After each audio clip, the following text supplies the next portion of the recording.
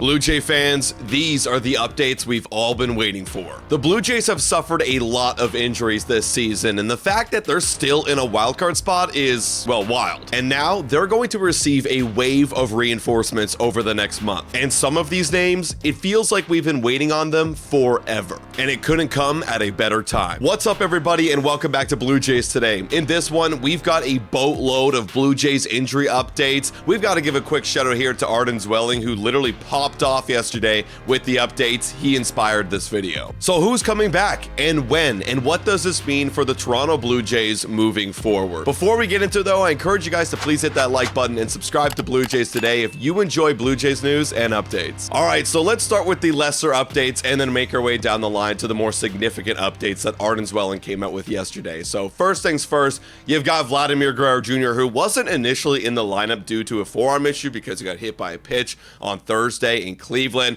but then he willed himself into the lineup. The update here from Arden Zwelling says, Vladimir Guerrero Jr. says his forearm issue improved considerably following pre-game treatment. He felt good enough to play indoor BP and convinced John Schneider to add him to the Blue Jays lineup. So literally this dude in the batting cage was like, nah, I'm going to be playing tonight. It feels good. Because the concern was whether or not he could squeeze the bat handle and feel good. That was the thing that was bugging him on Thursday after getting hit by the pitch. Looked like he was good to go because clearly he went 2 for 4 yesterday and looked like there was no issue. Scored 3 runs. Hello. That's the guy that we need in the lineup every single day. The next update is about a guy that has been going quietly under the radar, and that is Ryan Burr. Now, when you hear Ryan Burr, you're probably not going to get all excited and jump out of your seat like, oh my God, Ryan Burr's coming back. I can't wait. He's going to change the bullpen. Well, Ryan Burr is going to be an important part of the bullpen because the bullpen right now is getting taxed to hell. I mean, they're all on pace for career highs right now. I'm talking Jeff Hoffman. I'm talking Brandon Little, Yariel Rodriguez, Braden Fisher, Mason Fluharty. Like, all these guys are on pace for career highs, of course. So we're going to need reinforcements eventually. But I digress. Ryan Burr, the update from here is Ryan Burr is scheduled to pitch on Friday for the AAA Buffalo Bisons. Obviously, this was yesterday, so he pitched for the Bisons yesterday.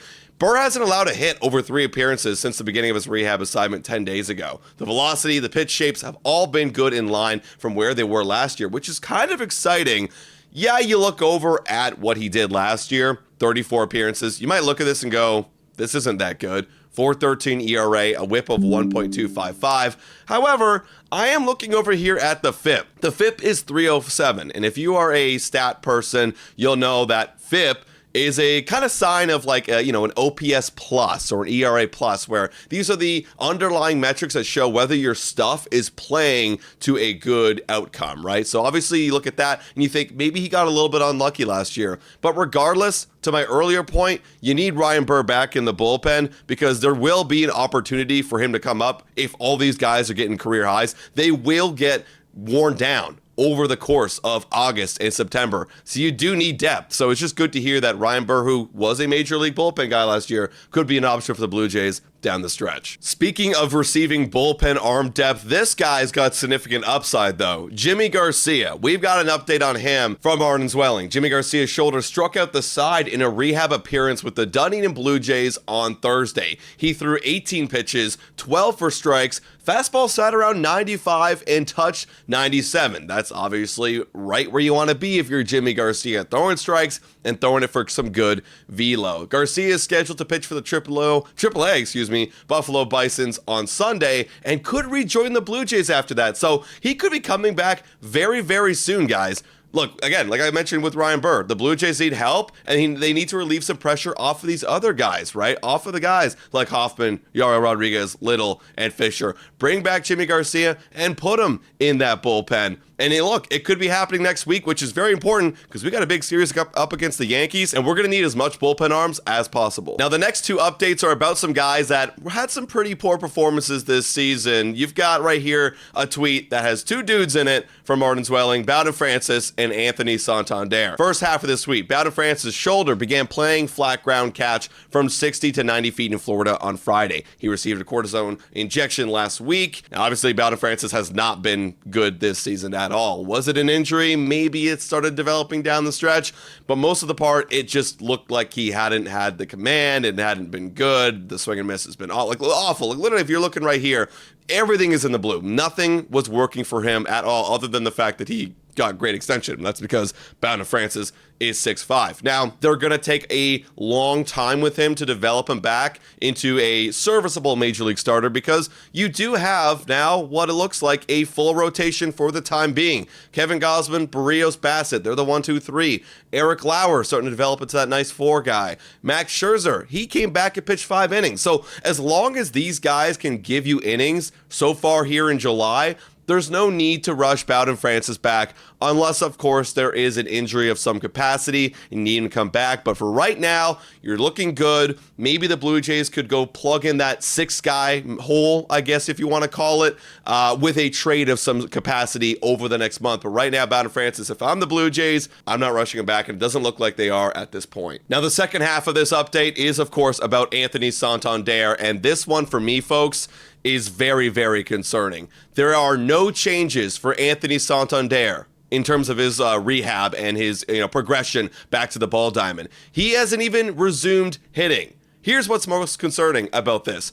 He was put on the IL a month ago on May 30th. Shout out to Keegan Madison right here. A month ago, and he hasn't swung a single bat in that time. This is easily going to turn into a 60-day IL at this point, folks. And the Blue Jays have to kind of come to the reality that they might not have him for most of this season. So yeah, their guys are right now who are in the lineup are doing very well, but maybe they might flirt with the idea of going and filling in some guy in the lineup with a trade who could provide some pop, because you might not get it this year from Santander, which is very disappointing. However, there is one guy that could provide some pop for the Blue Jays, and he could be on his way back pretty soon in the next couple weeks. That guy is Dalton Varsho. Here's the update from Arden Zwelling. Dalton Varsho is feeling better and continuing to increase his running and after a slight setback, in his rehab earlier this week. Hope is Varsho will return to running the bases within the next few days. So obviously it's the hamstring, which is obviously the issue. The batting isn't the issue. It's just the running and the hamstring. So, and he could start a rehab assignment early this week. So that kind of lines up to about next 2 to 3 weeks. Maybe they give him until the All-Star break. Maybe they push it back to there, but expect somewhere around mid-July. He obviously has got the glove. We all know that, but he can provide you that middle to late order pop that the Blue Jays really, really need, and a home run pop like I'm talking about that they really do need without Anthony Santander. When I look at the lineup right now, I really like the top 5. I really love Bo Bichette, Dalton Varsho, Vladimir Guerrero Jr., Alejandro Kirk, and George Springer, all having very good seasons. If you wanted to throw Dalton Varsho, in the 6, 7, 8 spot, because look, I like Ernie Clement right now. He's popping the hell off. He's batting over 300. If you put Ernie Clement 6, Dalton Varsho 7, that is a pleasant surprise to have in the bottom of the order. Because, yeah, let's face it, doesn't have the best batting average, and maybe I don't want him up in the top 5, but if you can have him down there, pop a couple out of nowhere when you're not expecting it, that's huge. And also, it goes without saying the defense is going to be much needed when he comes back. And the last and final update about your Toronto Blue Jays is about Alec Manoah. Hey guys, time for a quick shout out to the sponsor of this video. Hit your picks and knock it out of the park with Betway. Scan the QR code down below or click the link in the description to join the action. Available in Ontario only, must be 19 years older to participate. And guys, please bet responsibly. Now, back to the content. I've been rooting for this guy for so long. Hell, we've called this guy King of the North, and he had some very disappointing seasons, don't get me wrong, in 2023 and 2024,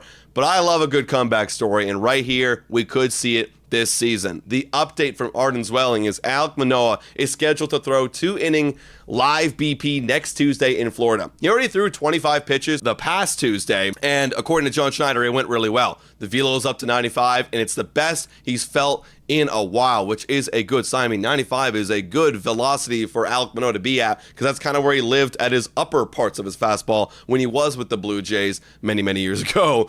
Manoah will throw at least one more live BP the following week, next week, and then after that, the Blue Jays are going to begin to build out a rehab assignment timeline for Alec Manoah. So for me, that screams he's probably going to be coming back what he was projected for around early August, maybe late July, depending on how things pan out, which is awesome. And look, I get it. Alec Manoah, we should have zero expectations, but you got to feel for the kid who was at one point considered one of the best pitchers in the American League. He was Cy Young 3 back in 2022.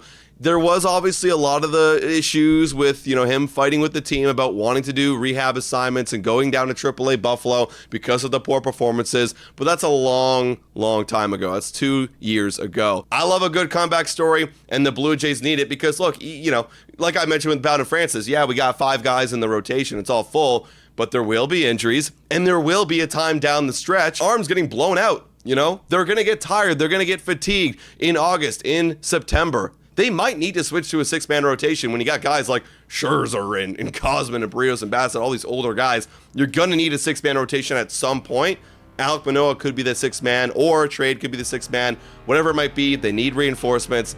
And I also would love to see this guy come back and do well.